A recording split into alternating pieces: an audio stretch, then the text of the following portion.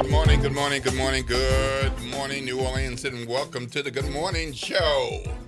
I'm Will Sutton. I am blessed to be here yet another day. The good Lord woke me up, planted my feet on the floor, and got me on over to this Black Talk radio station. And who pulls up behind me? Ro Brown! Good morning, everybody. Yeah, I pulled up behind him. Yeah. I guess that's true. Yeah, absolutely. I And did. moments later, sneaking by both of us was Jared. Yeah. Moves like a Just snake, kinda, man. Just kind of sneaking in. Moves like a snake. Along the I sidewalk. I didn't know to he the walked door. behind me. It's like, what? Gotta Bro's watch like, him. Is he in there? It's like, yeah, he's in there.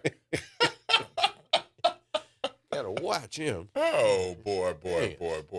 Well, I truly am blessed to be here because, I keep reading news and hearing reports about this one and that one. People I don't even know, but, it got some degree of celebrity, of notoriety, and they're passing on.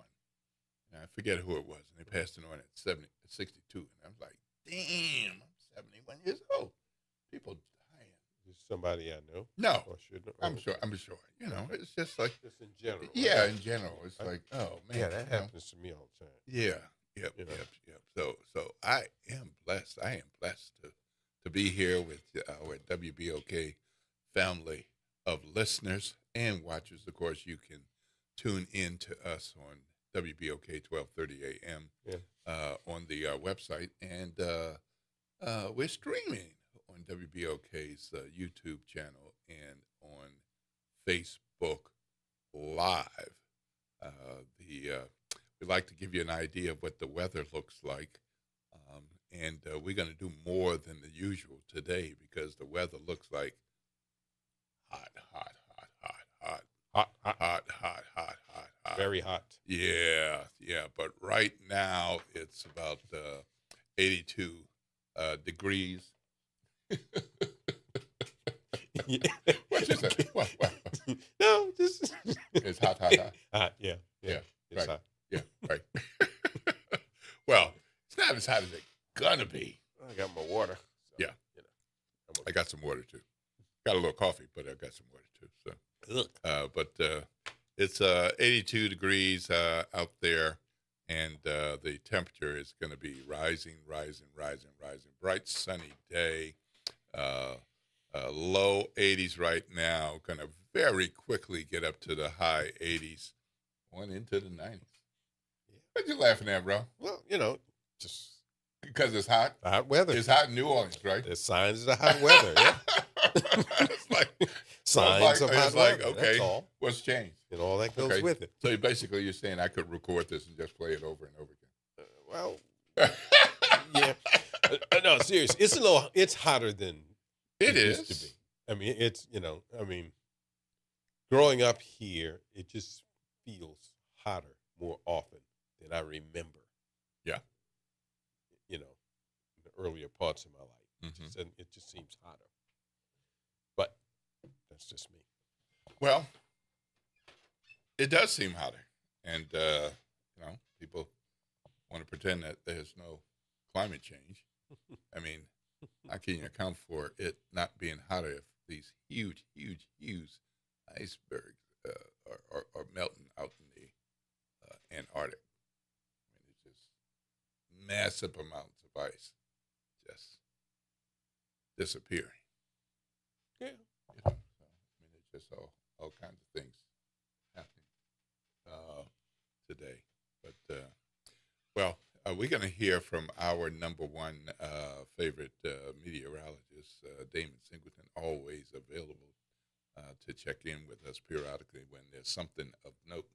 So today there's not a storm, tornado, no hurricane warning, but hot heat advisory. So it's more than just a what's happening with the weather. We're going to give you an update about that as we move along in the show, because Damon can give us a better indication of what's happening out there and why we're moving from just hot to heat advisory.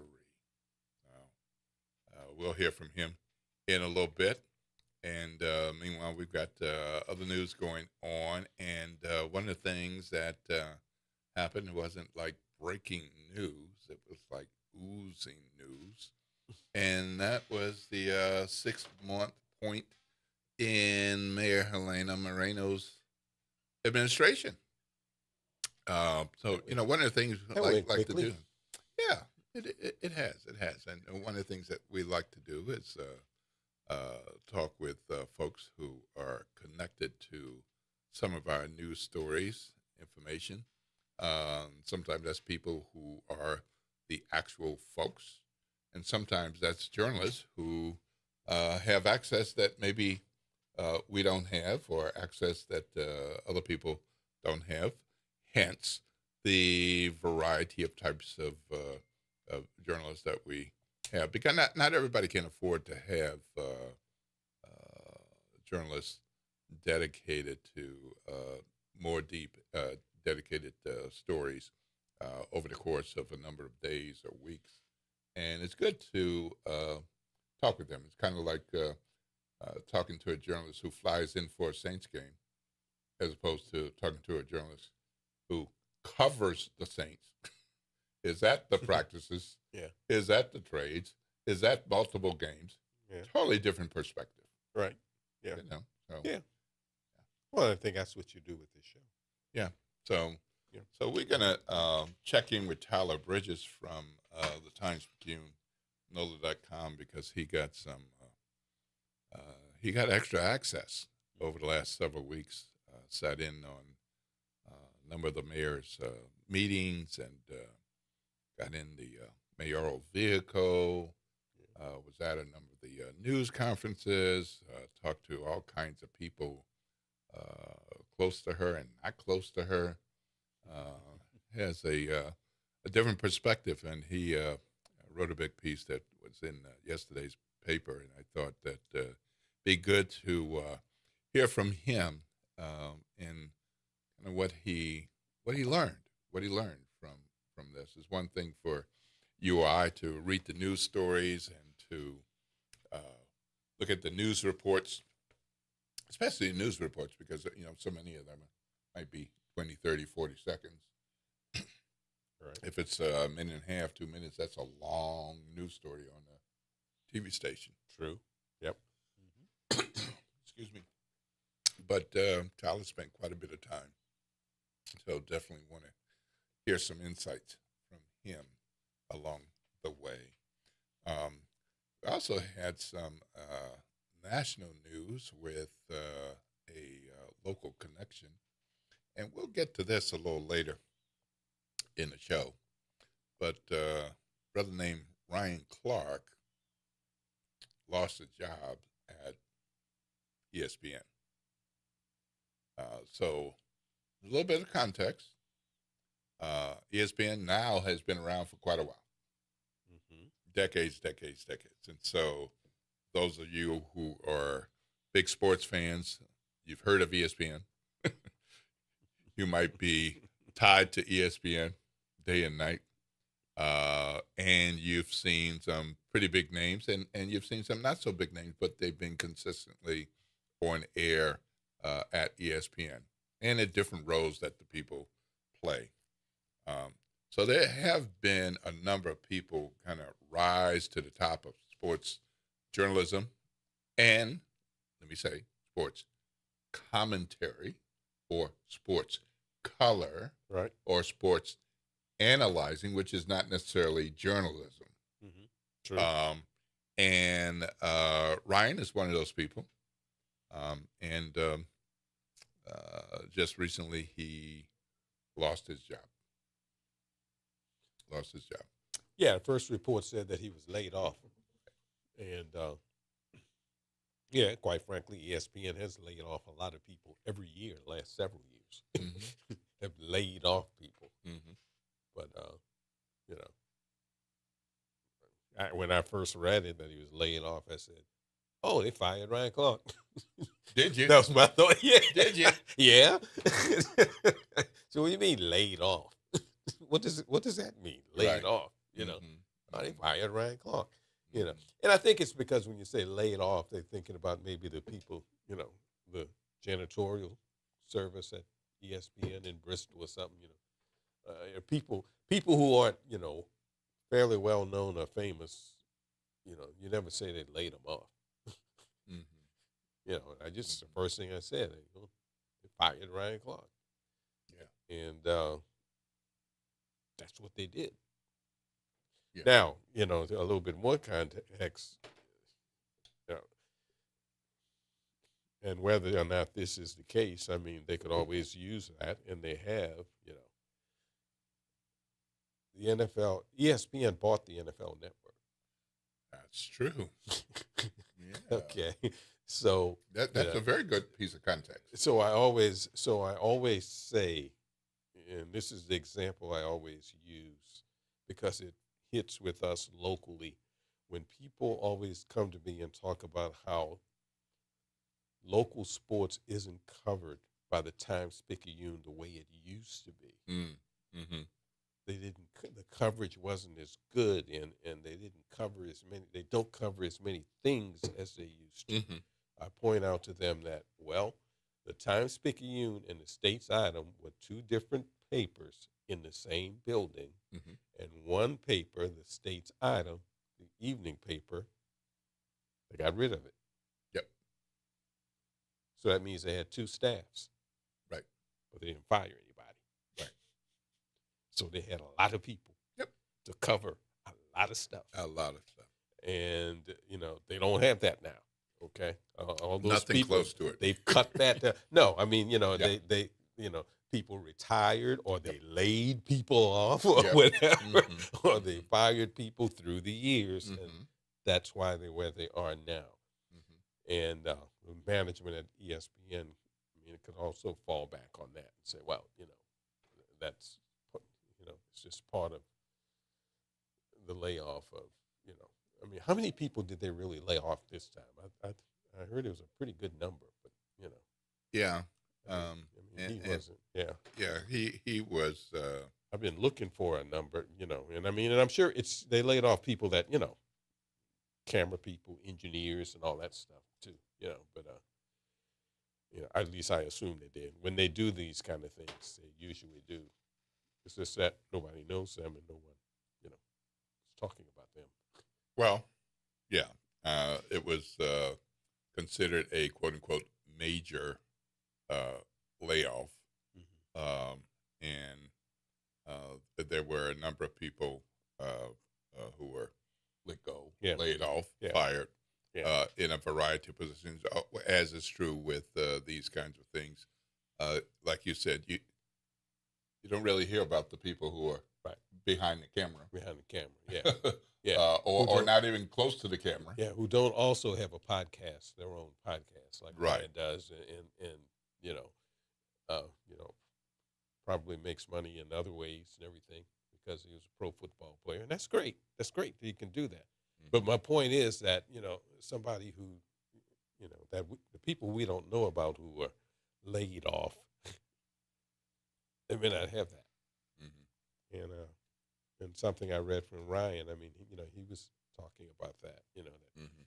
there are people who it's been their goal to work at ESPN, Right. who aren't on television. Right. And you don't see them, and you don't know them, Mhm. but that's been their dream to work there. Mhm. And that's probably the case for some of those people who were laid off that day with Brian, the same time that Ryan was. Yeah. Well, there were a number of layoffs, and it was, at one point it was like 8 people in one day, which, for an organization the size of ESPN. Was it Eight eight people or people, eight people that we kind of know? Yeah. Right. Yeah. So I just kind of got an idea, feeling that it was more than the people we know. right. Okay. Well, Carl Ravitch was one of the people who was laid off. Yeah. You Right. know, now a lot of people don't know 33 who years. Carl Ravitch is. yeah. But if you heard him and saw him, and if you watch You would know who he ESPN, is. and if you watch baseball on Especially ESPN, baseball. you probably went, "Oh yeah, That guy. that guy." Mhm. You know? Mhm. He's been there 33 years, Yeah. and he's gone. You know, David Lloyd. David Lloyd. I mean, that's a name. I don't have a face with David Lloyd, but some of the other people, that they mentioned, I kind of know him. Well, that guy's been there since 1997. Yeah. I mean, that's I mean, if I saw his face, I'd probably go, "Oh yeah, that guy." Because I mean, they've had a number of people there, Yeah. and the thing about it is that they've hired a lot of new people. Yes. Especially a lot of women in the last year. Mhm. A lot. I mean, almost every time I look at ESPN, I see a different female I haven't seen before. Yep. So they're hiring these people, but they're probably not paying them as much as the other people, and that's probably why. But Well, you know. yeah, and that's one of those things where people hear about these big contracts, yeah, and they think that's like lock ironclad. yeah. So I mean, just for instance, just last year it was a big deal. They hired Cam Newton, first take, multi-year, multi-million-dollar contract. Well, last week he was laid off. / fired. Well, I think we got to. I think it's ESPN. I mean, they're like a lot of corporations, and they're like the country. There's the upper class, and there's a lower class, and there's no middle. Mm-hmm. Okay, and I think ESPN is chopping away at the middle. Mm-hmm. See, they'll give that crazy person a show. What's his name? The punter. I can't even think of the guy's name. The punter? Yeah. Who has a show that comes on at 11 o'clock? Oh, yeah. Come on. What's the Right. guy's name? Yeah. The blonde guy, Yeah, right. he was a punter for the Colts. Right. Went to West Virginia. See, I know all that about him, but I can't remember his name. Mm-hmm.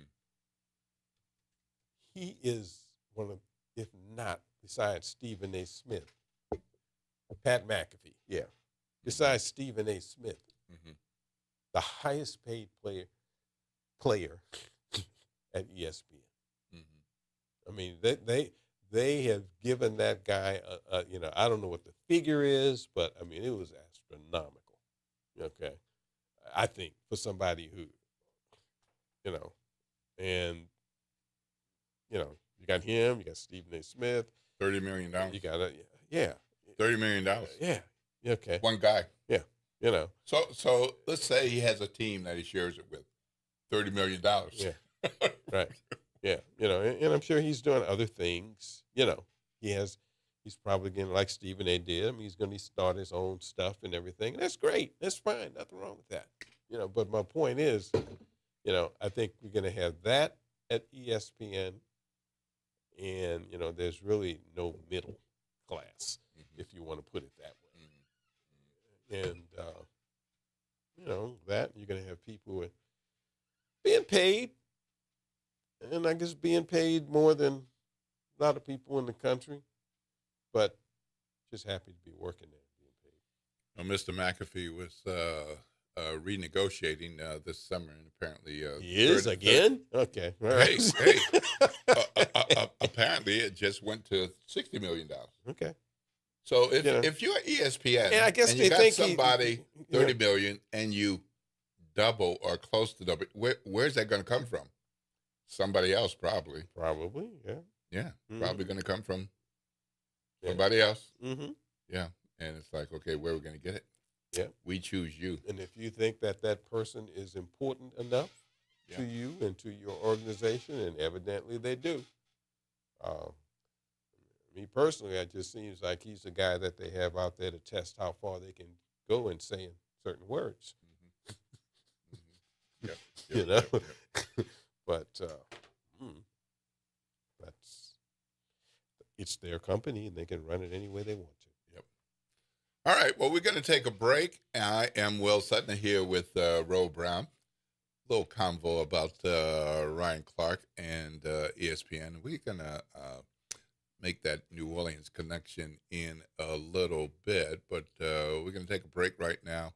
And when we come back, we're going to hear from ace weatherman, ace meteorologist Damon Singleton, because, yes, it is hot.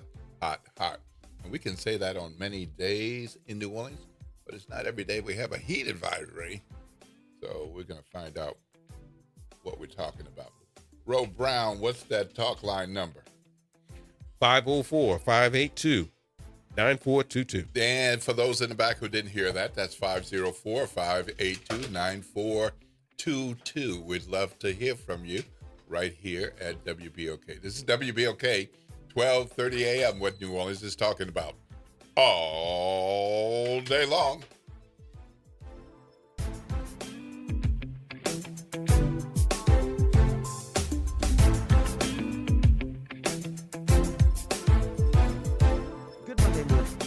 Forges with WDSU News, and here's your headlines. 2 people are recovering this morning after a shooting in the CBD. This happened on the 100 block of Carondelet Street last night. Police say when they arrived to the scene, they discovered a man and woman suffering from gunshot wounds. They believe the shooting stemmed from an altercation, and the woman was an innocent bystander, while the man was involved in the fight. New Orleans police are also investigating after skeletal remains were found in Algiers. The remains were found on General Meyer Avenue and given to the coroner's office. Now, we did reach out to the coroner for more information and will update you when the remains are identified. Entergy says planned power outages for grid upgrades are set for this week, despite the extreme heat. The utility says the upgrades will improve long-term reliability. Outages are planned in several areas this week. Entergy says crews will shift work to early morning or evening hours to avoid an outage during peak temperatures. And New Orleans Mayor Helena Moreno is looking to spur economic development on Canal Street. The idea is to create more foot traffic along a major corridor. Moreno says more details about this will be released tomorrow. I'm Daryl Forges, and that's your headlines for WBOK, and have a great day. Real issues, real talk, real solutions. Miss an episode of The Reality Check? You can catch every episode anytime. Search WBOK Media on your favorite podcast app to tap the bold commentary, real-time reactions, and powerful perspectives from the people and leaders shaping our city. Download, share, and rate it 5 stars, because the real ones always stay informed. This summer, the place to be is downtown. From incredible restaurants and shopping to retail, wellness, and so much more. Enjoy special offers and discounts from participating downtown businesses all season long. Brought to you by the Downtown Development District. Whether it's after work, date night, or weekend fun, there's always something happening downtown. Plan your next outing at participating locations like Coppervine, Mothers, the Audubon Aquarium, and Riverwalk Outlets. Visit downtownnola.com. Summer starts here. Life has a way of shifting priorities, changing needs, and pivoting plans. Home Bank is there for all of them. Their bankers partner with you for every step along the way, from understanding your needs to celebrating your success. Home Bank is invested in the vibrant spirit of our community and in you. So partner with them. Stop on by any banking center in the greater New Orleans area or visit home24bank.com to get started today. Good for business, good for life. Home Bank, a member of the FDIC. We are the rhythm of the streets. The flavor in every dish. The story in every song. We are New Orleans Tourism and Cultural Foundation. We help artists build the future of New Orleans. Because when the culture thrives, our people thrive. Every note, every brushstroke, every dish is a door opening new possibilities for those who carry our traditions forward. And when we open that door, the whole city moves forward. For New Orleans Tourism and Cultural Foundation, culture is our open door. Someone had a birthday. Yep, 50. Can't believe it. 50 years of wisdom. Great segue. We have a health reminder from the CDC. Pneumococcal vaccination is recommended for adults 50 or older. Says here, we're over 6 times more likely to be hospitalized with pneumococcal pneumonia than adults under 50. I don't love those odds. Same. Look what I found. Pfizer's Prevnar 20 is proven to help protect adults against pneumococcal pneumonia and invasive pneumococcal disease in just 1 dose, and millions have already gotten it. Continued approval may depend on a supportive study. Don't get Prevnar 20 if you have a severe allergy to its ingredients. A weakened immune system may lower your response. Common side effects include injection site pain and swelling, fatigue, headache, muscle, and joint pain. For full prescribing information, please call 1-855-213-2138. Visit Prevnar20.com or talk to your doctor or pharmacist. I'm on Prevnar20.com now, scheduling my appointment. Good idea. And happy 50th. This is your news update for WBOK from WDSU. For all your news and weather, watch WDSU News, New Orleans' leader in live, local, late-breaking news. Today at noon and 4 p.m. This week, the hottest air of the season is here. Heat advisory today, highs reaching 93 to 97, filling up to 110 degrees. A spotty shower or two is possible. Overnight lows 75 to 81. Extreme heat watch in effect for Tuesday as actual temperatures will be 93 to 99, filling up to 115. Rain chances increasing by Thursday with the temperatures going down. For the WDSU First Warning Weather Center, I'm Rachel. Good morning. Wake up. The Good Morning Show. Good morning. On WBOK.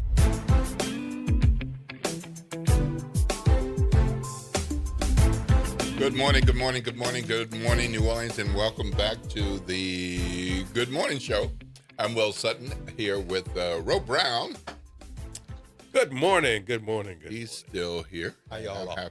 Happy he is. On the other side of the glass is Jared Raw, and he's pushing the buttons and doing the things and making sure that we're on air and that you can hear us. Hope y'all can hear me today.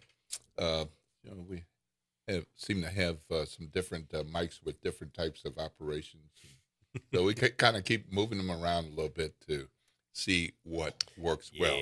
Yep. So it is 7:26 a.m. You got somewhere to be at 7:30. Now you got 3 minutes because it's 7:27. So hope you drive on over there safely. If you haven't finished your personal care items, take care of those mustaches, that ear hair, the makeup at home before you get in the car and head on over.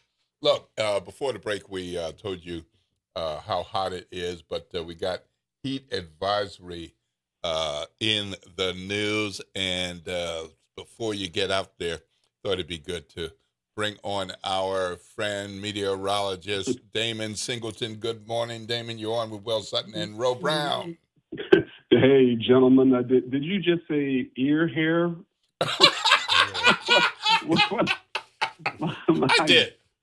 Well, you got to take care of all of your kind of personal care, but you shouldn't be doing it in the car. I mean, let's face it, it doesn't grow that fast. You don't need to be in the car doing that. Okay, look, I'm going to check that before I walk out the door. So, Damon, are you asking because you don't know if you have any ear hair? Oh, no, I know I have it. My wife kind of points it out to me. I'm just checking. I'm just checking, because I didn't think you were that young. Damon, I just like to wake up people with a little surprise now and then. Yes, sir. So, Damon, if it's June, July, August, it's hot in New Orleans, and we get some showers sometimes. But generally speaking, it's hot and humid. But now, today, we got a heat advisory? Yeah, it's not the first heat advisory we've had this summer, but it's another one, and it covers all of us across southeast Louisiana. And, the average temperature for, this day, this time of year is 92 degrees. We're probably going to see about 95 for an afternoon high today, and it's going to be getting higher than that over the next couple of days. And with the humidity being so high, you factor those things in together and you get heat index values today up to, 110, maybe 112 degrees. Woo. And for, tomorrow, there's actually an extreme heat watch that's going to go in place and for areas and for parishes around Lake Pontchartrain, Lake Maurepas. So those heat index values could get up to 115 degrees. It's going to be a hot day today, even hotter tomorrow and on Wednesday. And we start getting a break on Thursday. So, Damon, help me out, since I didn't go to meteorology school. What's the difference between it being hot and it being hot enough that there's a heat advisory? Well, it's the difference is the danger, basically, I guess. There's, supplementary to the heat advisory is something the National Weather Service calls heat risk. And for our area, the heat risk for today is either moderate or high, depending on where you live. Most of the North Shore is high, down here is moderate. And that basically means you are more susceptible to heat illnesses if you don't take the proper precautions. And those precautions are if you got work to do outside, you do it early in the morning or late in the afternoon and evening. You keep yourself hydrated. You take frequent breaks. You find the shade when you can. And in addition to all of that, in addition to the heat advisory, the heat risk, there's also the UV index, which is at the extreme level today. And so, if you don't protect yourself from the sun, you'll burn in a very short amount of time. So there's a combination of factors that could land you in the hospital today and for the next couple of days. Okay, we all have grown up here. We all know it's hot in July. We all played in this weather. Yep. Is this heat advisory and heat watch stuff new?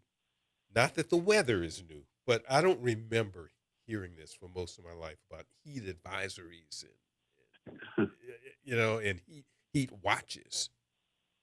Yeah. Well, I tell you, this is heat advisories aren't new.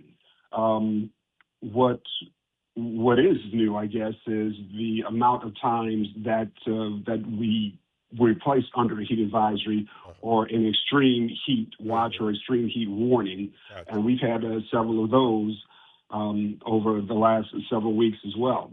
I remember it being hot when I was a kid, but the heat advisories that I'm talking about, you're right, bro. I don't remember those, but I also don't remember the tornadoes that we seem to talk about frequently in this area. Mm-hmm. And, I also don't remember rapid intensifying hurricanes, and, there's a lot of things that happen today that a lot of folks, attribute to global warming, and I'm one of them.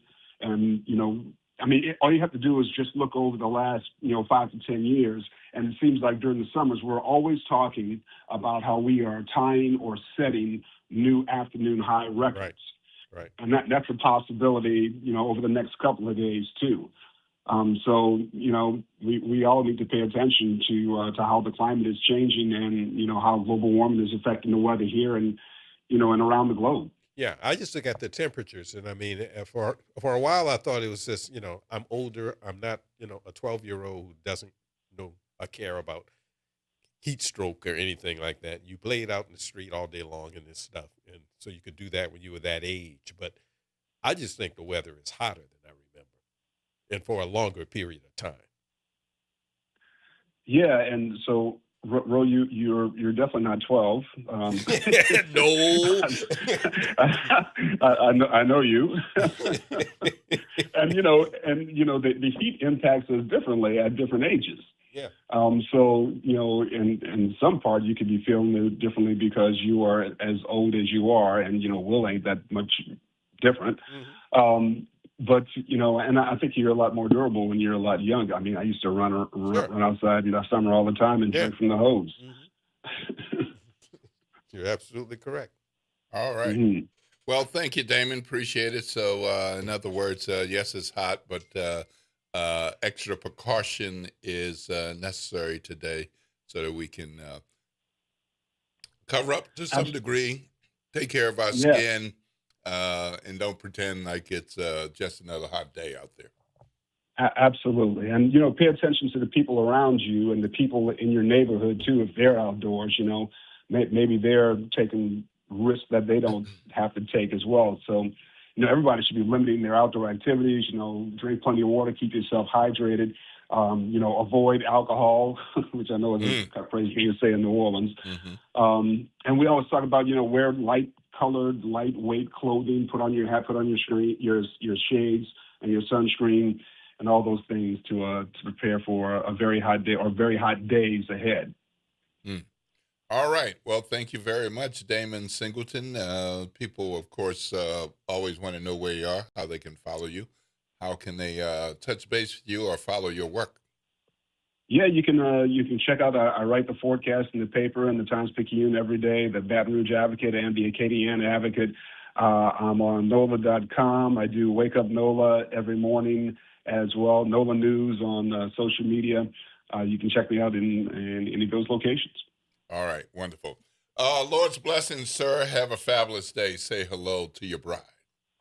Will do. All right. So long. Thanks, you guys. All right. Thanks. All right, folks. You heard us talking about Ryan Clark, and we have New Orleans connections, of course, to Ryan Clark, and Archbishop Shaw High School. Absolutely. Yep. And we want to hear a little bit about what Ryan Clark said. So, I mean, whether it's called a layoff, a firing, or dismissal, or whatever it is, we're human beings. And sometimes it's not a surprise. Oftentimes it is a surprise. Ryan has had an amazing career. I'm sure he'll continue his career one way or another. But I think you'll hear in his voice that he's disappointed and hurt. Let's hear from Ryan. All right. So one of the things that we can do is we'll take a break, and we'll come back right after that. And we're going to talk about that some more with Andrea Hagan from Louisiana Illuminator, and we'll hear what Ryan has to say about his situation as well. This is WBOK 1230 AM with New Orleans. Just talking about all day long.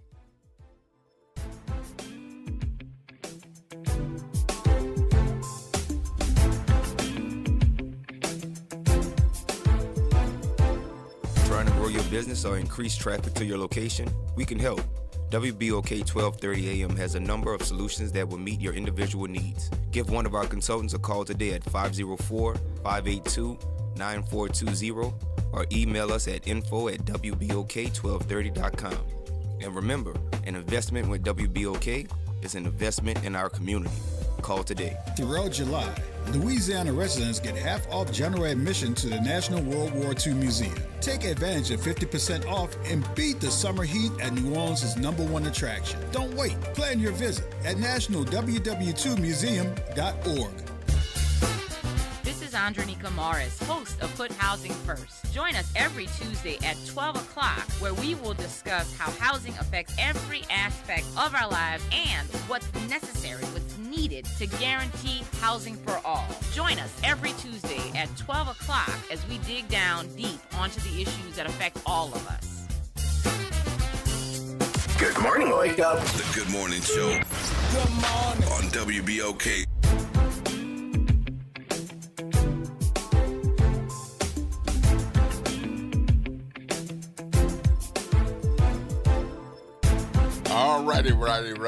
Alrighty. It's 7:38 a.m. I'm Will Sutton. I'm here with Ro Brown. Good morning. We're going to jump into conversation with Andrea Hagan, who writes for the Louisiana Illuminator and Pattern Hunters. But before we do that, let's hear a bit from Ryan Clark about his situation.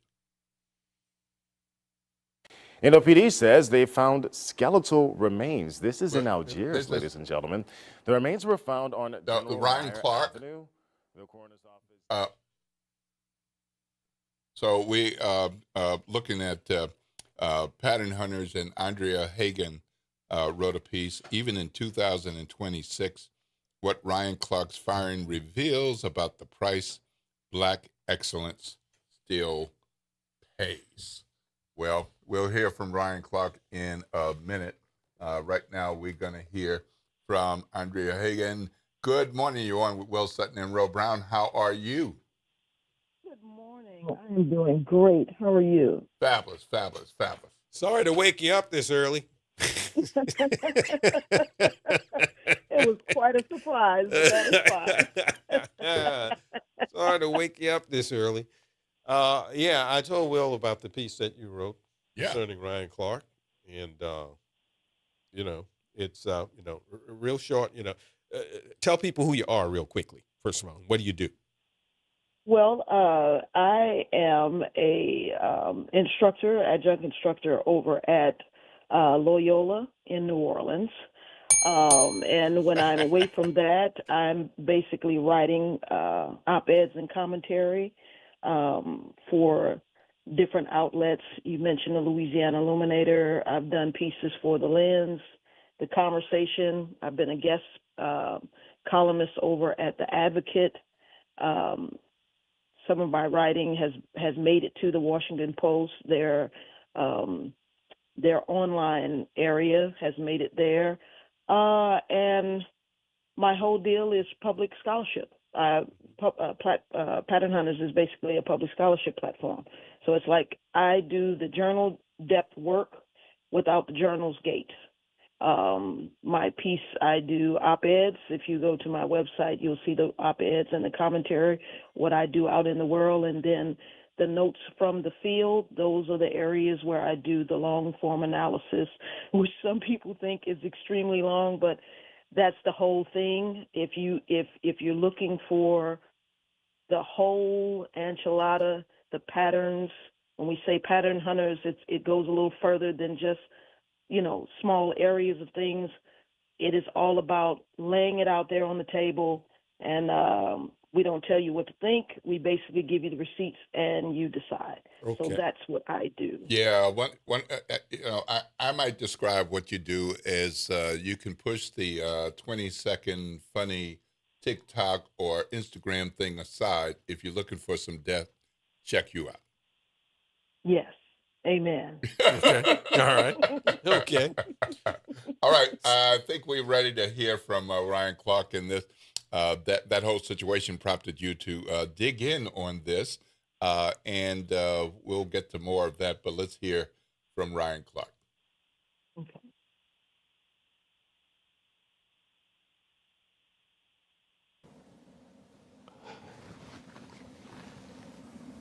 From the West Bank is like so accepted in New Orleans now. Like I wouldn't change that. Never. Like all I ever wanted to do was be accepted. And want it. So yeah, like that, I wouldn't change. If you ask me, probably the first Monday of football,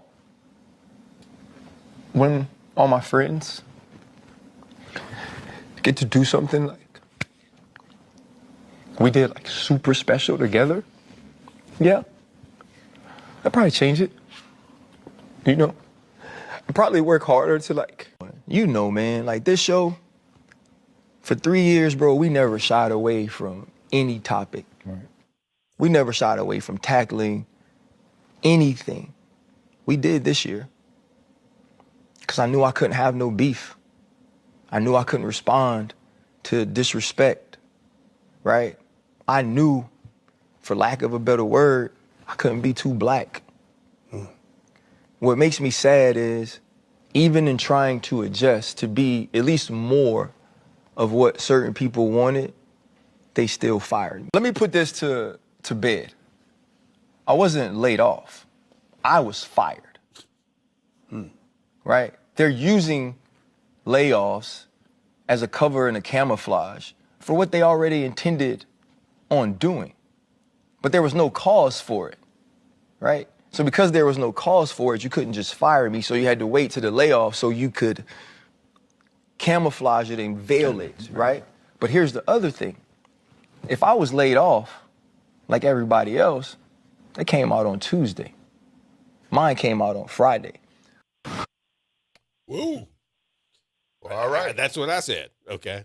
As soon as I heard it, I said, oh, man, they fired Ryan Clark. Laid off. What do you mean laid off? He was fired. Yeah, I think that's how I've always thought. Well, Andrea, you pounced on this one. And right away. And Andrea, what Ryan Clark's firing reveals about the price Black excellence still pays. That's the title of your piece. What are you trying to say in this? I'm trying to say that, for all of us, there was something that he said that really touched me because it reminded me of my mother and what she would say to my brothers when me and my brothers when we were coming up. It was like, you know, and I think for all black kids get they get this. Whether it's in the kitchen, the living room, whatever, when you're getting ready to walk out the door, your parents will always tell you, remember, you have to do things twice as hard. You know, you have to be twice as smart. You have to be twice as this. You have to be twice as that because it's hard. And even then, there's a great possibility that you won't be accepted, that you won't be treated well. Even then. And he said that, and that touched something in me. And that's when I said, you know, I have to put this piece together because, you know, all of us have gone through it in some shape, form, or fashion, whereas we were rejected in some way, even though we checked all the boxes and we did exactly what society tells us. Well, society tells all of us, not just black children, but everyone, this dream that is being sold to us on a constant basis, our children. If you do this, and this, you're good. And to look at this young man, and he did all of that. And I mean, a pure representation of what many of us as African Americans stand for and really work hard to be in this society, and to be cut like that. I mean, that's harsh.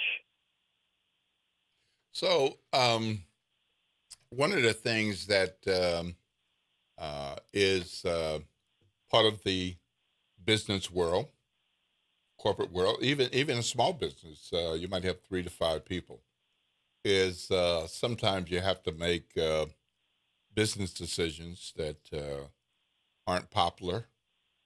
Sometimes you have to, in the case of a family-owned business, tell a family member that you're not going to be able to pay them for a while, or they should probably find another job because you're not making enough money. Right. I don't think there's any scenario where ESPN is not making a lot of money. Not when you can pay one person $30 to $60 million annually. But you know, somebody like Ryan Clark, who let's face it, I mean, he's not at the top tier of recognizable ESPN folks, but he's got a following. He's very professional.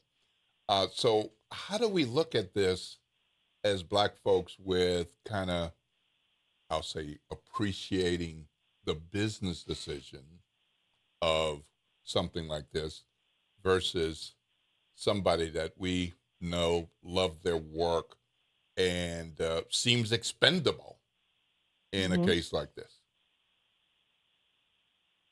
Well, I mean, business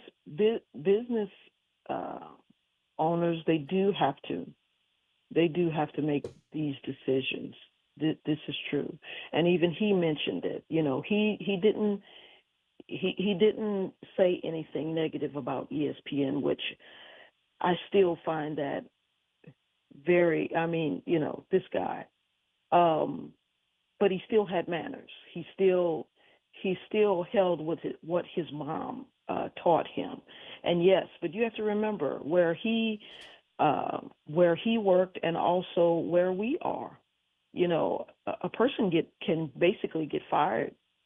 You don't have to have an excuse to fire them.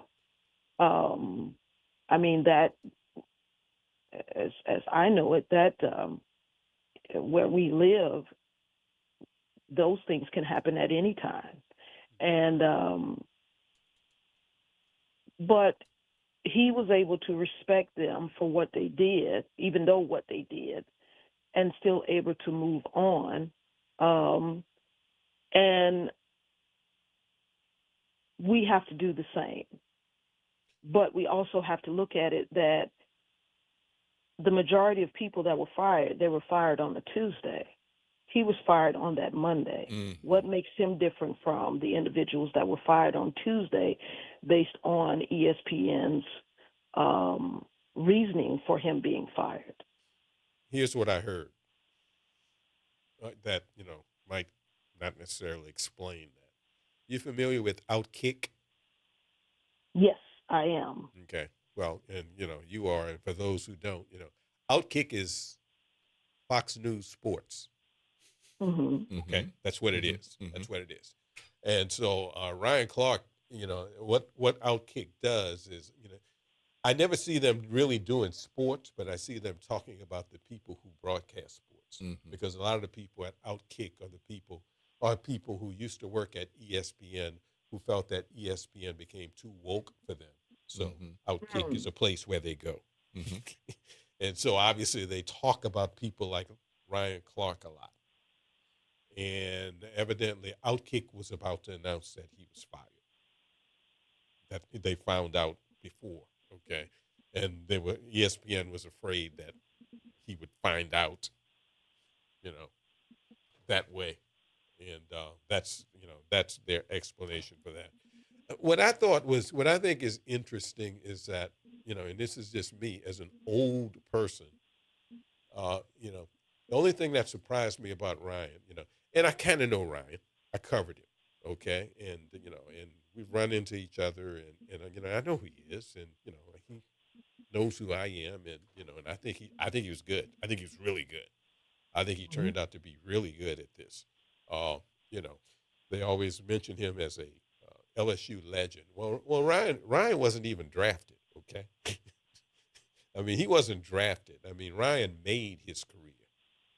He was a free agent who ended up, going to the Pro Bowl and ended up winning a Super Bowl ring and everything. I just, he kind of indicated that, he didn't think he would get fired or could get fired. Did that surprise you? Because I always thought I could be fired at any time, no matter how good I was. I just always had that. And that's the thing, that you had a different perspective, or maybe you had a different experience. You had different experiences through your life that basically said, it doesn't matter how good you are, you can get fired at any time. Yeah. And it wasn't that was always on my mind, Andrea, but you know what I mean. Yeah. Oh yeah, I definitely understand what you're talking about. What we're talking about, what you're saying, it goes even back to the Talented 10th. Yeah. When we look at W.E.B. Du Bois, and we look at the fact that, there was always, in his view, there was always going to be a group of Black men that would be exceptional men, and they would be, trained in liberal arts rather than sorted in the trades, doing trade work. And they would turn around, and they would turn everything around, and they would do very well. And, so you go and get the degree, you get the credential, you stay out of trouble, and you get so good that they don't ignore you, or you get so good that they're going to need you, or you will always have a seat at the table. And even later on, W.E.B. Du Bois debunked himself when he found out that wasn't so. That wasn't so. That basically we as Blacks can be removed no matter how good we are, no matter what we've done, no matter how much we've contributed. My mother used to say all the time, as long as you're contributing, you're great. Yeah. But as soon as you are unable to contribute for whatever reason that is, and it could be anything, you can be removed. So keep that in mind. And that's a stress that we carry every day. Yeah.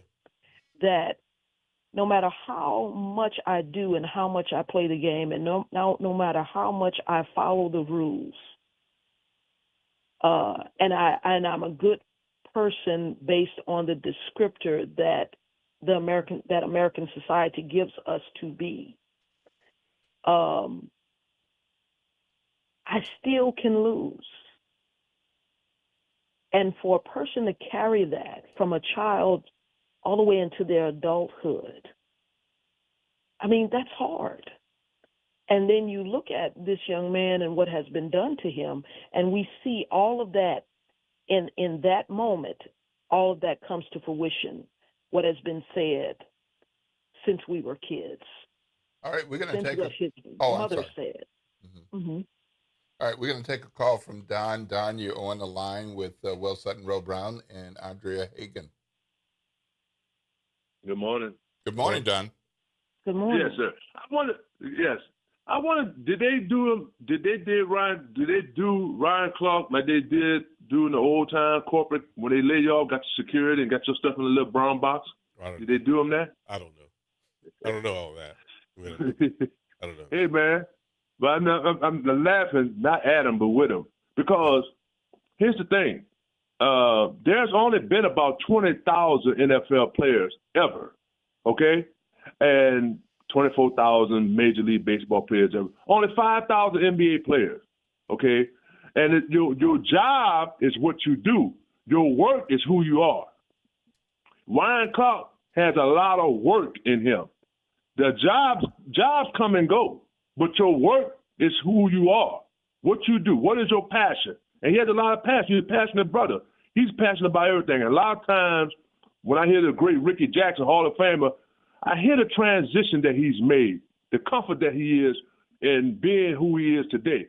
Don't let the sport, don't use the ball, don't let the ball use you. You use the ball. Okay, there's only been, and there have been far less coaches and owners than players. Okay. And so we'll just keep things in perspective. We're in a very dynamic time, and he can create his own shows and inspire a whole nother generation of student, college, collegiate, professional athletes and find their work. Yep. And not just a job. And he's already done some of that. You're right, Dan. Thanks a lot, man. Lord's blessings, sir. Have a great day. All right. Well, we've got just a minute or so to wrap this up, Andrea. We really appreciate the work that you did. And for those who want to find and take time to read a more in-depth piece beyond the clips that are out there from Ryan Clark and beyond this conversation, where can they find you and where can they find this piece that you wrote? They can find everything about me at my website, patternhunters.com. Patternhunters.com. All right. Well, thank you so much, Miss Andrea Hagan. Good Thank stuff. you so very much. Great stuff. Great stuff. Yeah. Great stuff you wrote there, and we'll be talking to you soon. All right. Absolutely. Thank you so much. Thank you so much. It is 7:58 a.m. I'm Will Sutton here with Roe Brown. After the break, we're going to be in conversation with Tyler Bridges, who had quite the access to New Orleans Mayor Elena Moreno as she hit the 6-month mark in her administration. So he did quite a well-reported, well-researched story about her first 6 months in office. And in it, there's a mention of WBOK. So we'll have to get to that part too. Causing trouble again. Hey, reported story. Causing trouble again. Okay. All right. Well, we want to talk with Tyler Bridges for a little bit. And at some point, we might have time for calls. But if we do, Roe Brown, what's that talk line number? The number is 504-582-9422. This is WBOK 1230 AM, what New Orleans is talking about all day long.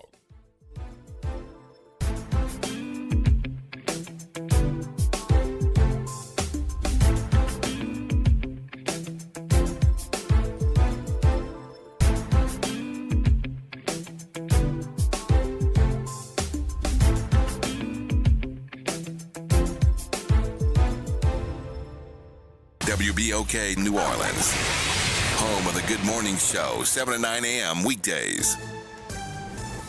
I'm Bree Wood with BIN News Now. Texas officials are warning that persistent flooding could worsen the spread of the New World screwworm, a flesh-eating parasite that threatens livestock. Agriculture Commissioner Sid Miller. We're up to over 40 cases now. What we're doing is not working. The USDA has failed, in my opinion. He says wet conditions help screwworm larvae survive, raising concerns for cattle producers across the state. New U.S. tariffs have taken effect on imports from dozens of countries. The Trump administration says the new duties target goods linked to forced labor, while President Trump argues tariffs are a key tool for protecting American industries and creating fairer trade conditions. And the CDC has linked 4 additional states to a nationwide cyclospora outbreak. Health officials say cases in Illinois, Kansas, Oklahoma, and Pennsylvania are now connected to an investigation involving shredded iceberg lettuce. Get BIN News Now on demand 24/7 on the iHeartRadio app.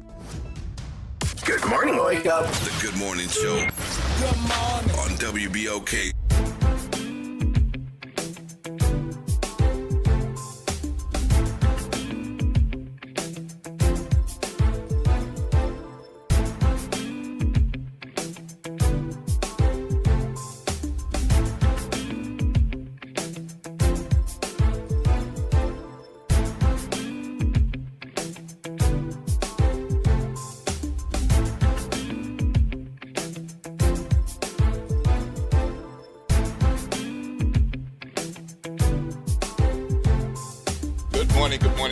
Good morning, New Orleans, and welcome back to the Good Morning Show. I'm Will Sutton. I'm here with Ro Brown. Good conversation about Ryan Clark. Yes. Heck of a thing. Yes. I mean, one thing we didn't mention is that the brother got the notice. Well, you mentioned that a outlet had the story. Outkid had ESPN the story. thought they had the story. But what ended up happening is they were looking to confirm the story. So they touched base with ESPN. So they got and ESPN calls the man while he's on the air to say, that was different. You got to take this call. That was different. That is a heck of a thing. Now, I've been in situations like the caller said where somebody was fired and they showed up with security. Yeah. And escorted them out of the building. That had to be. And watched them drive away, and probably followed them in all this. But well, uncomfortable if you let go in any scenario, but on air, oh my God, that's a little different. Yeah, it is. Are you going to be looking outside the window here? Yeah, right. So that's right. The general manager just walked by. I know. You might want to. Will, you're starting to sweat. I know. I did feel a little warm in here. Oh, Tyler Bridges. Oh, boy. It is 8:03 a.m. and as promised. Thanks for having me on the air, guys. 8:03 a.m. and as promised before the break, we're jumping in a conversation with Tyler Bridges, chief politics reporter for the Times-Picayune, NOLA.com. And, Tyler is deeply connected in the world of politics and government. And you can always count on him to have some tidbits as well as some breaking news. And from time to time, he actually is able to spend more time with people than a lot of other journalists are able to do because of the respect that he's gained among folks from all kinds of political stripes. So he got some real good access to the New Orleans mayor and was able to be in spaces and places where she was in public, but also in private, inside her car and in cabinet meetings and news conferences. And he talked with, and he sits a few desks away from me. So sometimes I can overhear some of this. And he talked with quite a number of people. But you came away with quite a story. And I just want to tell you again that it was a really good story. And that I've heard from people who don't necessarily like the mayor, that they thought it was a really good story, a really fair story. And I think that speaks a lot. So good morning, Tyler Bridges. Good Welcome morning. back to the Good Morning Show. Thanks, guys. All right, so Go tell us Cardinal. Tell us a bit about what you reported and what you found with this 6-month review. So the editors of the paper asked me to write a long story on Mayor Moreno as she marks 6 months in office. And so I checked with one of her aides, and he said, all right, we'll give you a sit down. How long do you need? And I said, well, I don't want to sit down. I want to spend time with her. I want to see her in action. I want to sort of see her in unguarded moments.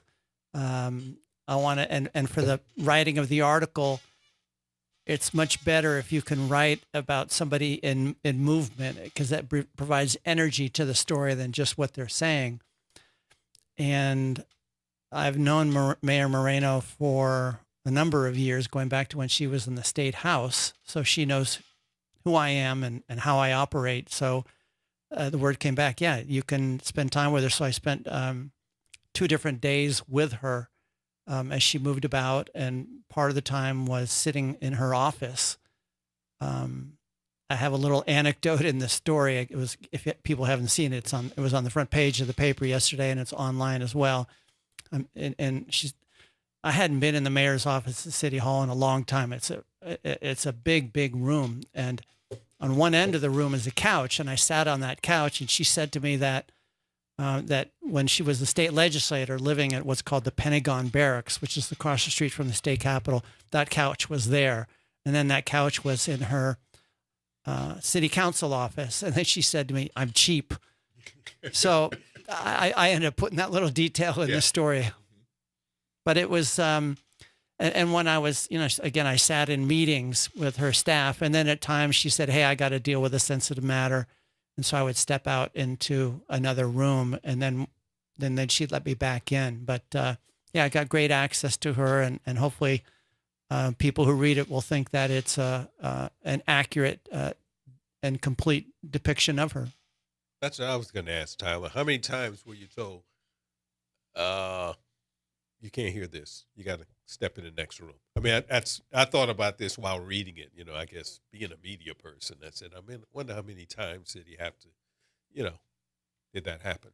Yeah, that happened several times. And also when the mayor was meeting with her senior staff, they would discuss something, and then she would say to me, "Hey, that's off the record." Gotcha. And in my journalism career, I don't play gotcha. Yeah. I don't say, "Oh, wait, you didn't say that was off the record before you said that." Right. I like to build relationships with people. I'm aggressive. Yeah. But she knows how I operate. So, again, I'm hoping that people who read it, because it is long, will think it's an accurate depiction of her. Yeah, well, the fact that she let you do it at all says what she thought about you. Because, let's face it, most people, she wouldn't let them come near that, okay? That have that kind of access. Just wouldn't let them have it at all. Yeah, and again, as I've mentioned, it was a long story, but there was some really good stuff that I didn't get a chance to put in there. For example, it was about 3 weeks ago, she had a press conference in New Orleans East. And I went to that press conference on that day, but the day before, I got together with Tangi Wall, community leader in the East. And the reason I got together with her is because I called Oliver Thomas beforehand and said, "Oliver, I'm writing this piece on Mayor Moreno. Who should I talk to?" And, she's got this event in the East, and said, "Well, you need to get together with Tangi Wall." So I had Tangi give me a tour of the East, of kind of some of the hot spots, like the Willows, right. Showing me the Blight, like that. And it was really good information. And also I liked it, again, as I talk about in writing an article, I want energy. I don't want to just be sitting static in an office. And so I was planning to include the comments that Tangi made while, in the car pointing out stuff. And in the end, that didn't make it into the article. Mm-hmm. And I feel bad about that she took the time. But I also know that when I write a story, a long story, and there's really good material that I can't get in there, that I know it should be a good story. Well, it provided you with context. Yeah, and here's another little anecdote that didn't get in the piece.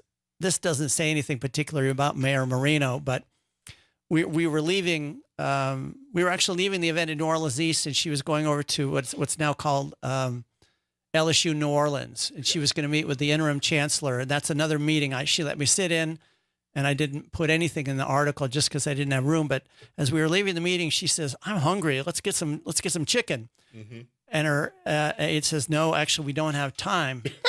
So then we go to the meeting with the interim chancellor, and then I'm riding with her back to City Hall. And then she says to me, "Hey, I'm going to get a Subway sandwich. Do you want one?" And I said, yeah. Why, I ended up Venmoing her $12 for the sandwich. Right. Yeah. I wasn't sure how much my sandwich cost.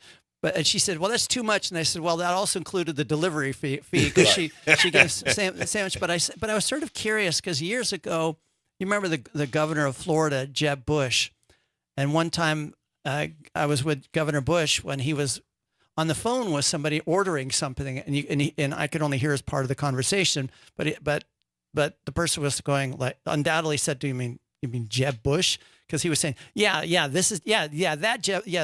Bush. It's Jeb Bush. Yeah, the governor. So I was sort of wondering, what's it like when the mayor orders a sandwich from Subway? Because it's right across the street. And she said she orders it as Helena M. City Hall. And then, okay. and I said, I guess they know it's you. Well, nobody would figure out who that is. Yeah, well, I asked her about that. And I was going to put that little exchange in the story, too, but it didn't fit. Yeah, how many Helenas in City Hall? Exactly. Helena M. And then Helena M. Yeah, because she actually has an aide who works for her named Helena. So, but it's the Helena M. Well, Tyler, you kind of answered my next question. I was going to ask you. There's always good stuff that doesn't get in a story when you're with somebody. As long as you were with Mayor Moreno, did you learn it? Even though you've known her for a long time, you learn anything about her? I have to say I was impressed. I think she's really good on policy. She's really good on what I would call the performative part of politics.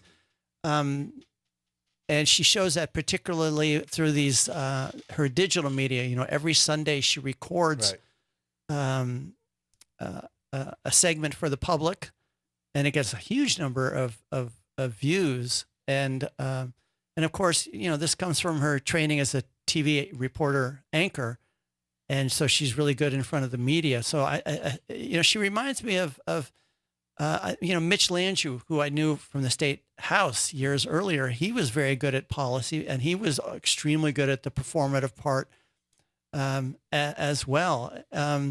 Ultimately, anybody who, I think most people who become mayor are good at that. Of course, Mark Morial was good at the policy and also the performative part as well.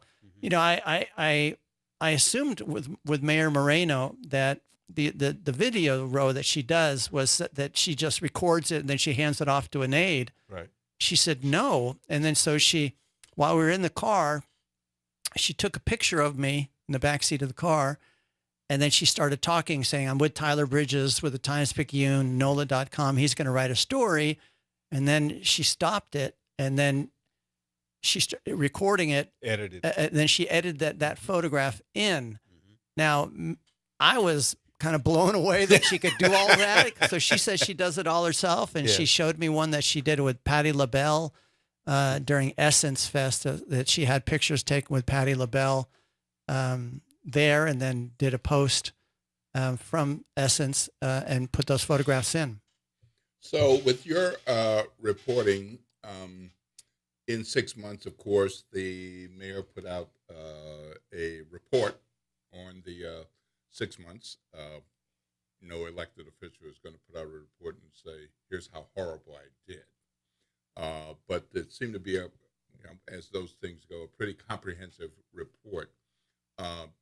Based on the report and her news conferences about how well the administration did with the number of potholes and streetlights and that kind of thing, what did you come away with in terms of actual work that actually got done? Not the performative and all, but things that got done that you think are important, maybe not high profile, but important things that got done in these 6 months.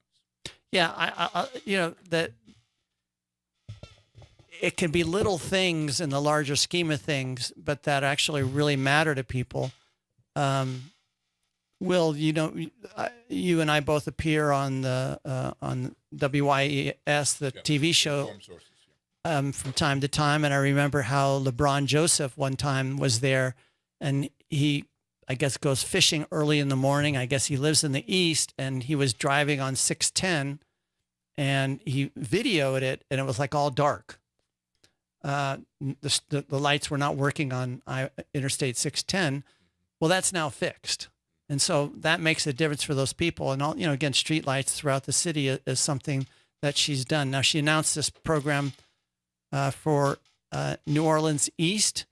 When you actually really closely study it, nothing's been accomplished yet. It's a great idea, but we don't know if that will actually succeed. She's got a plan coming up. I think she's announcing tomorrow to refurbish and improve Canal Street. So that's something that she is planning to do. But she's got, I think one of the things that people like is, unfortunately, that people really got turned off by the last mayor, LaToya Cantrell. So I think people are hungering for a mayor who's going to get out there and do things and appear before the public, because Mayor Cantrell sort of seemed to disappear from public sight. Okay, we're going to take a call. Good morning, Alicia. You're on with Will Sutton, Roe Brown, and Tyler Bridges. How are you? Good morning, everyone. Mr. Bridges, I am a New Orleans East resident. I am Vice President of New Orleans East Business Association, the longest organization in New Orleans East. We've been around since the 70s. I haven't been involved since the 70s, but this organization has been. And it kind of got to me when you talked about who you did a tour with or whatsoever. Two things I want to say. This is 21 years post-Katrina. You all have been speaking to the people who are trying to take credit for New Orleans East coming back, but nobody has went to Sherman Copeland, the president of New Orleans East Business Association. If it was not for Sherman and our organization, New Orleans East would be green space. And I suggest to you, get in touch with Sherman so you can tell how we went from the dark, the stank, and the dusk of New Orleans East in the lower Ninth Ward and some areas in the upper 9 and Gentilly to what we have today. And the second part is when you talked about just now the initiative that the mayor wants for New Orleans East. You have no idea what's going on in the background and behind the scenes. And I can promise you, because I know some things that's happening, because people are calling me and I'm helping people. So a lot of times you can't put things out there, but just know things are happening behind the scenes in New Orleans East. And I'm looking forward to the stuff coming to fruition and our people being back to what it was in the 70s and the 80s. Thank you for my call. Y'all have a good one. All right. Thank you. Blessings. Thank you very much. Have a great day. Yeah, I would say, first of all, I know Sherman Copeland. I actually wrote a story recently because he was inducted into the Louisiana Political Hall of Fame, and covered him when he was in the State House. Boy, he's one of the smartest people I've ever met in politics. But I will, going back to New Orleans East, I spent a bit of time with Jason Hughes, who represents that area, and he was very, very complimentary of the mayor. And some other people I talked to said that compared to recent mayors, maybe compared to Landrieu and Cantrell, that this mayor, Moreno, had spent more time and focus on New Orleans East. Now, how much of this will end up leading to specific benefits to the residents, we don't know yet, but there's a lot of optimism that something will be happening. So, in terms of being more comprehensive, I mean, I know you were very deliberate with talking to the mayor directly, not just those who work with her, and then others who have contact with her, like Jason Hughes and then Tangi Wall and others. But how much did you come away with a sense that there are distractors, there are haters, people who question her moves. How much of that is out there? Well, certainly that's always happens. There are people who post, particularly on social media, which is a way that people can obviously these days directly communicate with the public.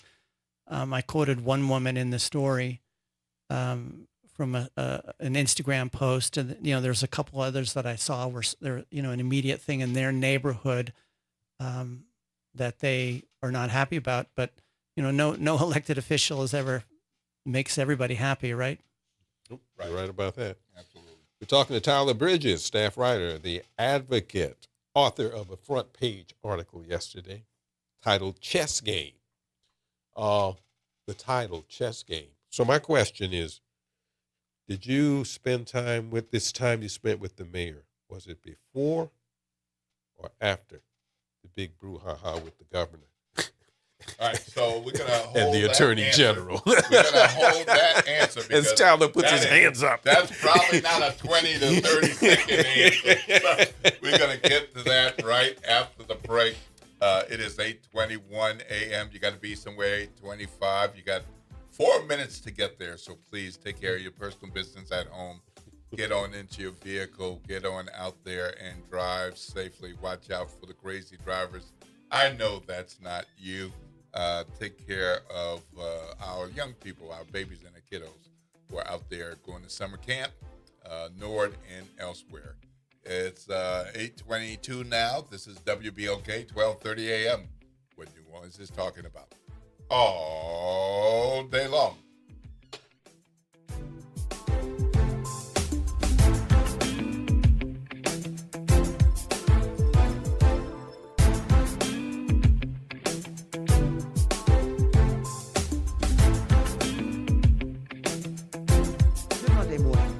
Forges with WDSU News, and here's your headlines. 2 people are recovering this morning after a shooting in the CBD. This happened on the 100 block of Carondelet Street last night. Police say when they arrived to the scene, they discovered a man and woman suffering from gunshot wounds. They believe the shooting stemmed from an altercation, and the woman was an innocent bystander, while the man was involved in the fight. New Orleans police are also investigating after skeletal remains were found in Algiers. The remains were found on General Meyer Avenue and given to the coroner's office. Now, we did reach out to the coroner for more information and will update you when the remains are identified. Entergy says planned power outages for grid upgrades are set for this week, despite the extreme heat. The utility says the upgrades will improve long-term reliability. Outages are planned in several areas this week. Entergy says crews will shift work to early morning or evening hours to avoid an outage during peak temperatures. And New Orleans Mayor Helena Moreno is looking to spur economic development on Canal Street. The idea is to create more foot traffic along a major corridor.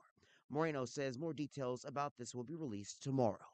I'm Daryl Forges, and that's your headlines for WBOK, and have a great Late day. nights are made for chillin', and you can do just that every Sunday night at 10 p.m. as DJ Wick brings you The Love Zone. It's the perfect way to top off your weekend with your favorite old and new school ballads. So sit back, relax, and let DJ Wick take you to the Love Zone on WBOK and on the World Wide Web at WBOK1230.com.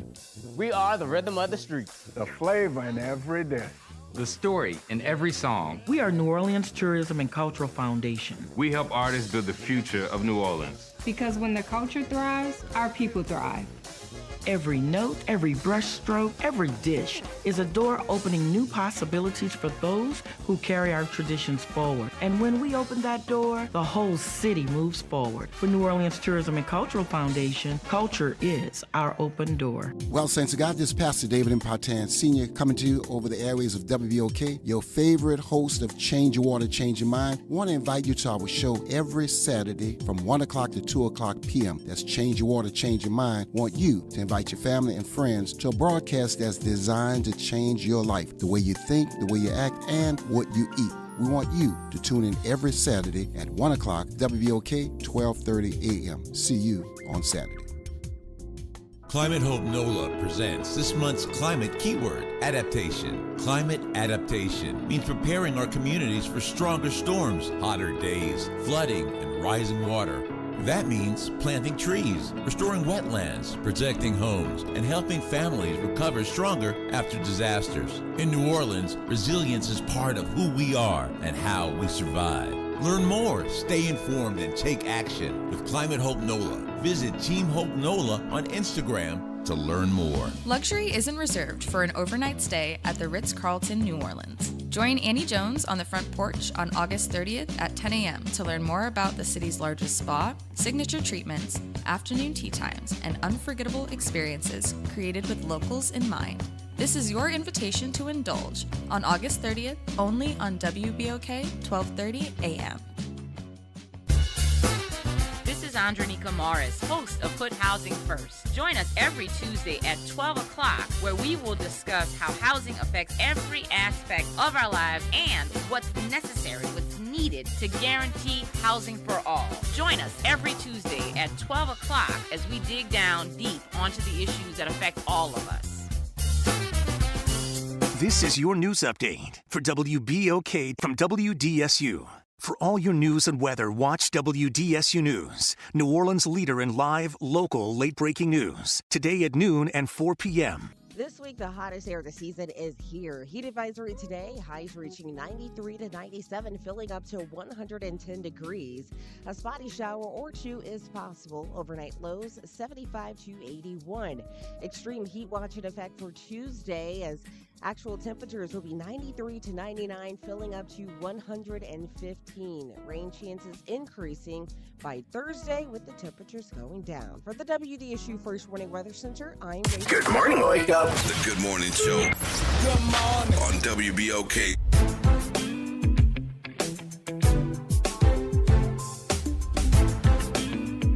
Good morning, good morning, good morning, good morning, New Orleans, and welcome back to the Good Morning Show. I'm Will Sutton here with Ro Brown. We are in conversation with Tyler Bridges from TimesTribune.com. He did a big piece, real big piece, long piece. Mm-hmm. You really want to find out about New Orleans Mayor Helena Moreno and her first 6 months in office. I highly recommend that you make time to read the piece that was in the Sunday paper, and it's online at NOLA.com. Before we went to break, Ro Brown, summarize the question that you asked Mr. Tyler so he can answer that. Your days with the mayor, following her around, was it before or after or during the big brouhaha between the city and the governor and the attorney general? Yeah, Ro, it was actually during. She did that press conference in New Orleans East that we were talking about a few minutes ago. I think that was on July 8th. And the next day I wrote a story about it wasn't very well known that the city had withdrawn its request before something called the State Bond Commission in Baton Rouge, that the city wanted to sell $110 million worth of bonds, but needed the authorization of the State Bond Commission. So I immediately wrote that story. And I wrote, I think, 2 more stories about the fight between the city and the state, and the mayor and the governor. And the mayor saying, "Hey, governor, I'd like to meet and sit down and hash this out," and him not responding. And that actually delayed publication of the long article, long profile of her, because I was doing those other stories instead. Sure. Mm-hmm. Her reaction during all this, with the governor and all, the way that she has handled it, I guess, is what I should ask. Your thoughts on that? I mean, what kind of feeling you get from her? Because I think she's been, I'm willing to meet whenever, very diplomatic. Yeah, no, that's what she has. She was saying that for a long time, a number of weeks. So she was trying to get together with the governor. My last communication with her was, asking about, this came after she and the city council members and former Judge Calvin Johnson all wrote a letter to the special prosecutor. Now this involves the indictment of the attorney general, asking the special prosecutor to drop the charges against Attorney General Murrell. And I texted the mayor after that to ask her whether she was the one who actually came up with the idea to write that letter, and her text back to me was, "Hey, I'm done with this. Moving on." Yeah. And I texted her again, trying to still draw her out, and she just texted back, "Moving on." So she's done talking about that, and I texted JP Morrell about it, and he gave me a similar answer. They feel like it's just, as I said, time to move on. Yeah. All right. So with looking at her first 6 months, obviously it's 6 months of a 4-year term. What kinds of things do you anticipate that now that she's kind of got her mayoral legs going, she's already made a few changes with her administration, what kinds of things you think we can expect in the next 6 months? Because then she and her team will be looking at, here's our successes, here's how the first year has gone. What do you think that's likely to look like? There was some mayor somewhere who was known as the pothole mayor. Now, Mayor Moreno has never, I haven't heard her use that phrase, but I think continuing to sort of do that basic thing for services of people, I think that matters. The potholes and the street lights, the catch basins. She is planning to get the city council to raise the sanitation fee. That's not welcome news to anybody, but I think the rate, from what I've read, is not as high as the cost of the service. She wants to gain more control over the Sewage and Water Board, which is a state entity, so that she can make things happen in a better way with the Sewage and Water Board. I think all of us are frustrated at their work and their lack of transparency. For example, I didn't get into the story on this, but there was a suggestion that the Sewage and Water Board should start holding its meetings at City Hall, make it more accessible to the public. And her answer was, no, I'm not going to do that. I don't want them to have a higher profile. I want to take them over. I want to gain greater control over what they're doing. So that's something. And I mentioned, I think tomorrow she's going to have a press conference on Canal Street refurbishing, ways to refurbish Canal Street. And obviously we haven't talked about crime yet, but I think all of us are hoping that she and the police chief and Troop NOLA will continue to do their work, Jason Williams, to keep this big drop in crime, which, to give credit to Mayor Cantrell, actually began under her. Okay, we got another caller. Good morning, Aaron. Will Sutton and Monroe Brown in with Tyler Bridges. How are you, sir? I'm doing good, especially with the day being my 40th birthday. Hey, happy birthday, man. Happy birthday. Yeah, you're right. So as y'all already know, first shouts out to the Fatherhood Roundtable as well as the Huey Newton Gun Club. With the mayor, let's not forget she was the one that invited Liz Morrell as well as Jeff Landry into the city to pick on Cantrell. She let them in. You know what I'm saying? She used to say that Liz was her friend.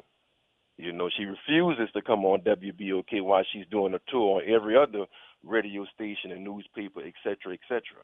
She also said that Lincoln Beach would be done this year when she was running for mayor. Now she pushed it back into 2027. She was on the budget committee longer than any other city council member. Why she ain't have no knowledge on the budget then?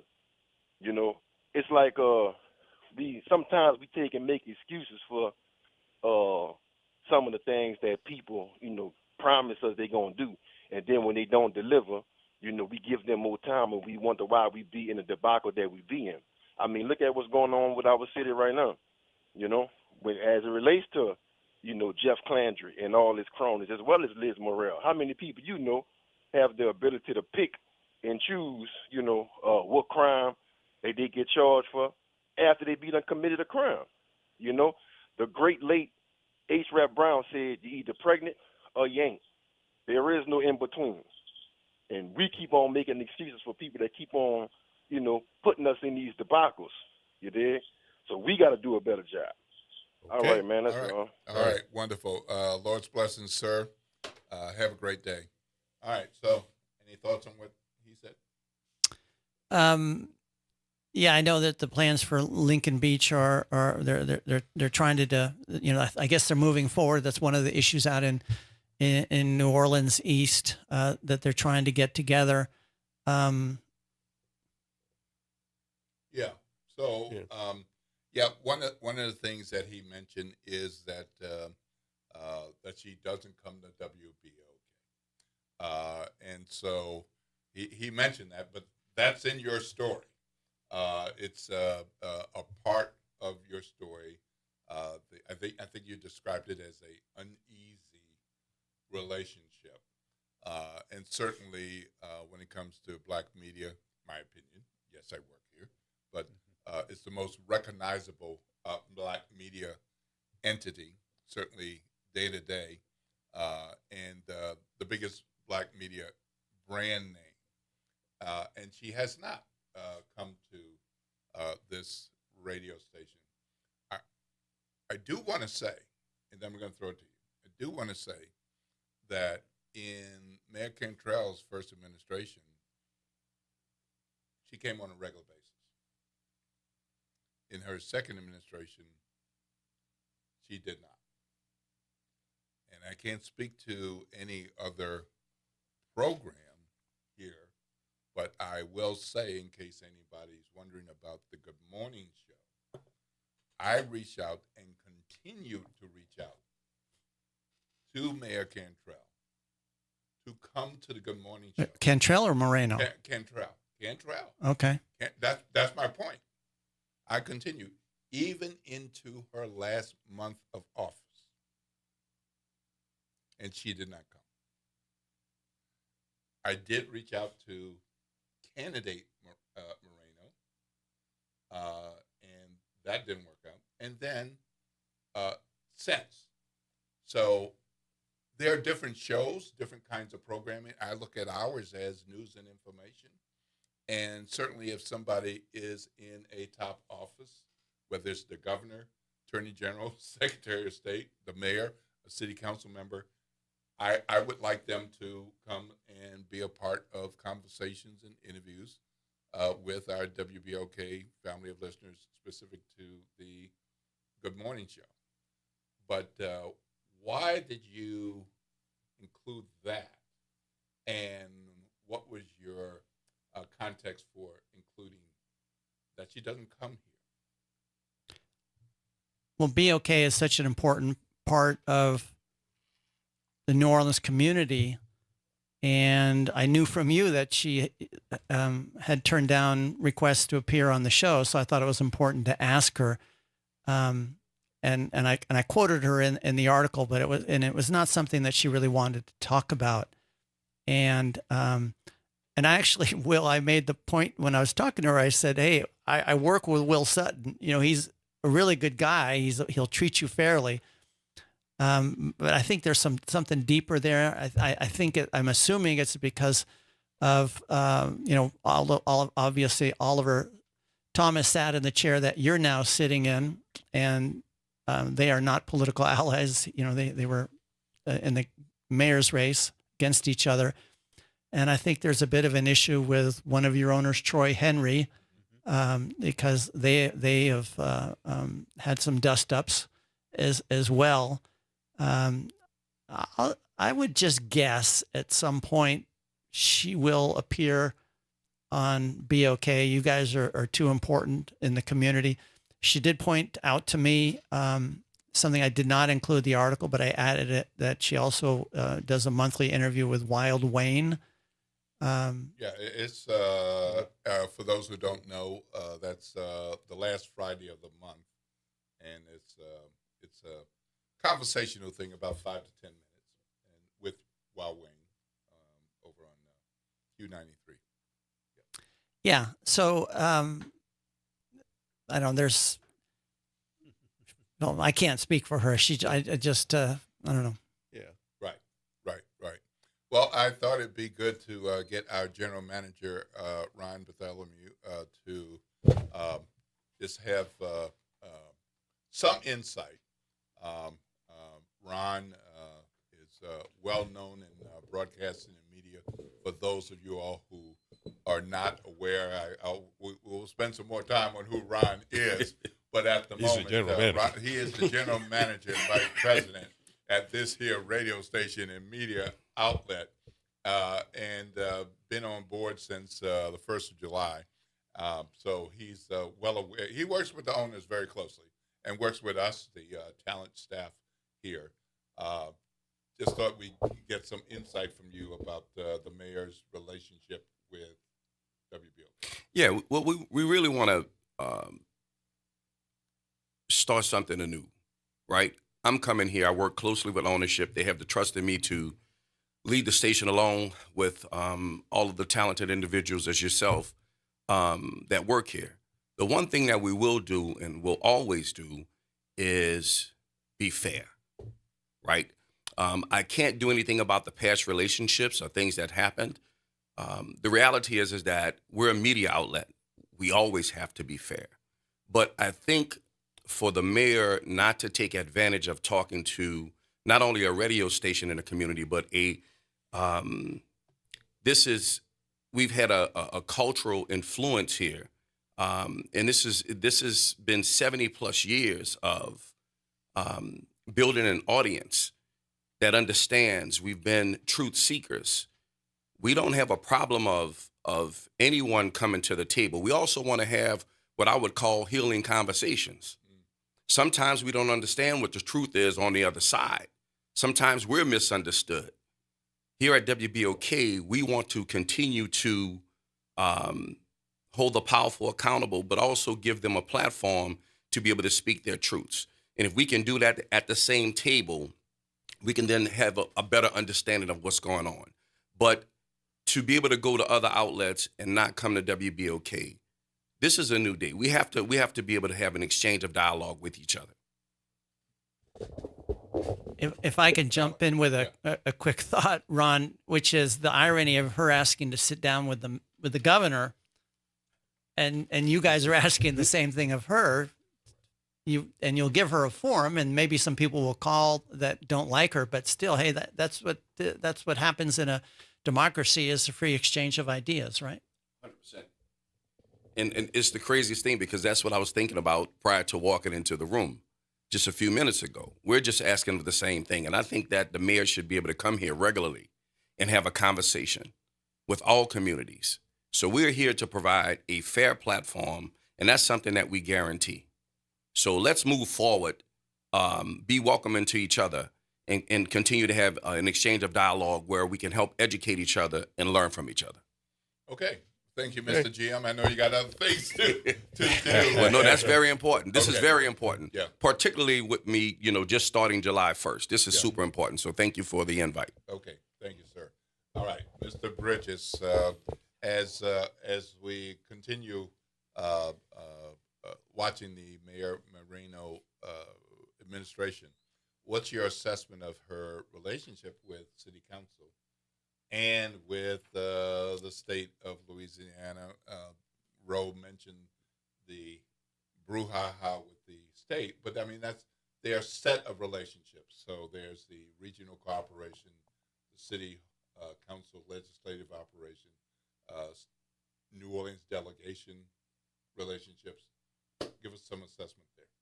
Yeah, just Mayor Cantrell sort of seemed to disappear from public sight in her last term, and I think Mayor Moreno is doing the opposite.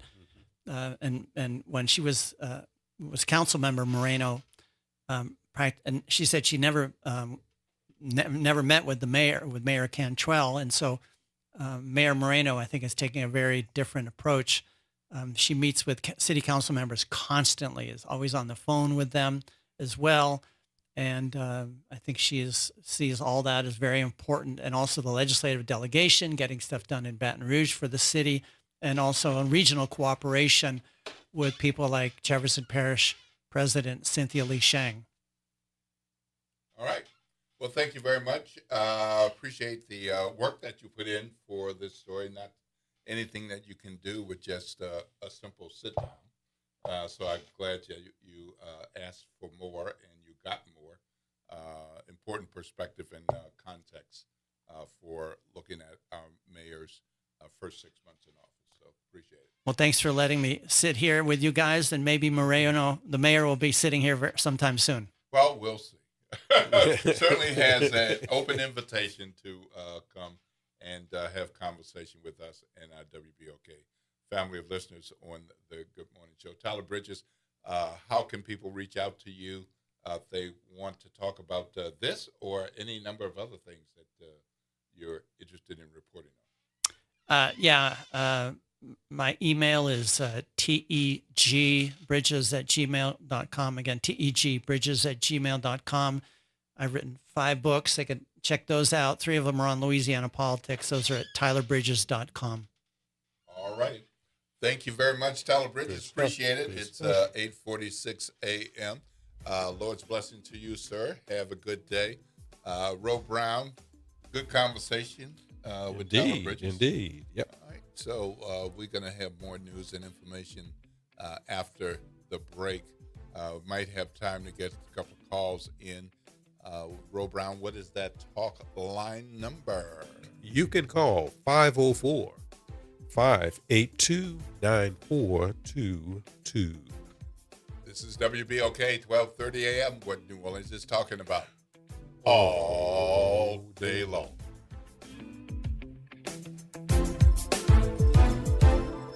It's Off the Top with Norman Robinson on WBOK 1230 AM.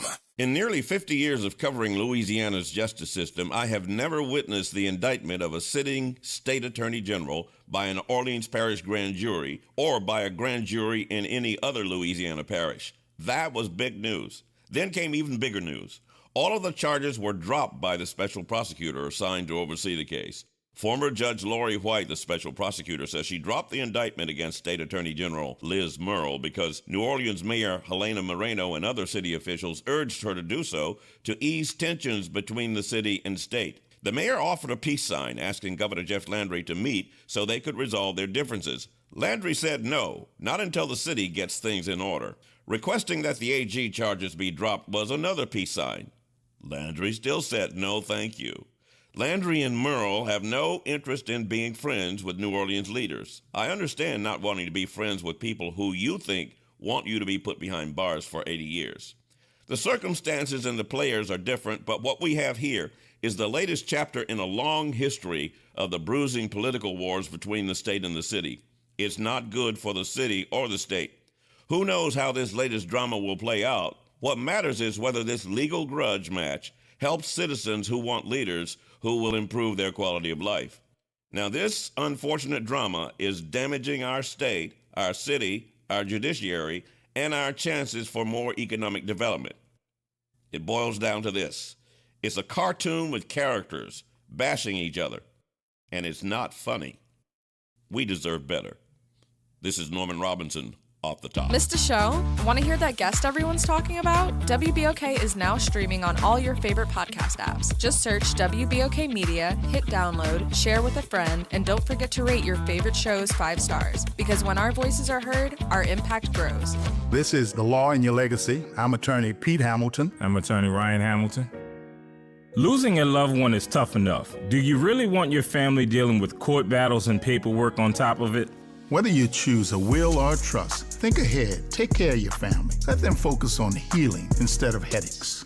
This is not legal advice. That's just a tip brought to you by Liberty Bank and Trust. For more information, go to libertybank.net or contact us at 504-915-5016. Good morning, Wake Up. The Good Morning Show. Good morning. On WBOK.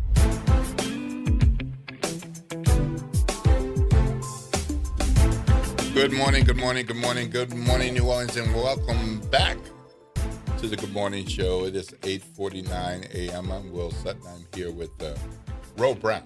Good morning. Yeah, good conversation with Tyler Bridges, looking at the first 6 months. And, of course, it's one journalist perspective, but based on quite a bit of legwork with getting access that is not usual and normal. So appreciate his reporting and context. And as he said, so much was left out because there just wasn't space and time. Good morning, Ken. Welcome to the Good Morning Show. You're on Will Sutton and Ro Brown. How are you, sir? Good to hear from you again. Good morning, Will. Good morning, Will Brown. How you guys doing? Fabulous. All How are right. you? And you? Well, I was listening to Tyler, and it was interesting to me just to hear a perspective. I haven't read his story. I didn't know it existed, but I will take the time out to read it. My comments on 6 months of the new administration, what's important thus far is that people feel as though there is a change. It's a change in mindset, a change in mentality. I mean, there was a lot of exhaustion behind prior Mayor Cantrell toward the end of her term. Some fair, some unfair, but that's how people felt. Now, as far as this administration, I am in a wait and see mode because, when I hear things, and on broad strokes, they sound good, but I can't tell you what's behind them because I don't see it. Yes, we fixed 700 lights. Well, can you tell me what you did? There was an issue about connectors. Were those 10 connectors that turned on 770 lights a pop? Tell me what you did and what you're going to do in terms of, you don't have to get deep in the weeds, but listen, we got connection problems, we got this, we got that. We're going to fix these things, and we're going to have a steady drumbeat. Because if it was that easy, you put 700 up, you should have been able to put another 800, 900, 1,000 up, and you should be reporting that now. If it wasn't, something relatively simple, it would seem. 2, street paving. You tell me you want to pave streets. Okay, great. I happen to hear just coincidentally that, we're putting money in the budget last week for street overlay, milling and grading equipment. Well, having run a city before, I would tell you, here's what I'd be thinking. Okay, not that 50 guys are being held up through civil service because it is its own process, because do I have a job description? Do I have money in the budget for these people? Do I have the equipment I need? These are the things I would lay out to people and say, here's how we're going to do that. And here is why we're doing that. And at some point, we're going to need your support in the bond issue or whatever else you're going to be doing. I'm hearing things, and I'm hearing real broad swaths, but I'm not getting anything beyond that. Now, ultimately, I don't know, because, again, the jury is out. These are people, none of which have ever run a city department. Being on the council, you're a legislator. You're thumbs up, thumbs down. Now you're baking the cake, not just tasting the cake. So people have to, I'm fair enough to give you some time, but I would like to hear it communicated a little bit differently, and I'd like to know a little bit more. Lincoln Beach, to that end, and I'm going to get off the soapbox. Lincoln Beach, if you can just open the beach with clean beaches, sanitary bathrooms, and power and access, because now you have to build a bridge to go over. Forget all other buildings and stuff. Can you just do the simple things and make small things work? I don't have enough time to go into sewage and water board and all those other things, but I think you should get the flavor of what I'm saying. Can you do the simple things? Can you communicate them to me? And can you deliver them? That is all I'm looking for. I'm not looking for the rest of the stuff. So I'm going to hang up and listen to the comments and let somebody else call in, and thank you. All right. Thanks. Lord's blessings, sir. Have a fabulous day. I get it.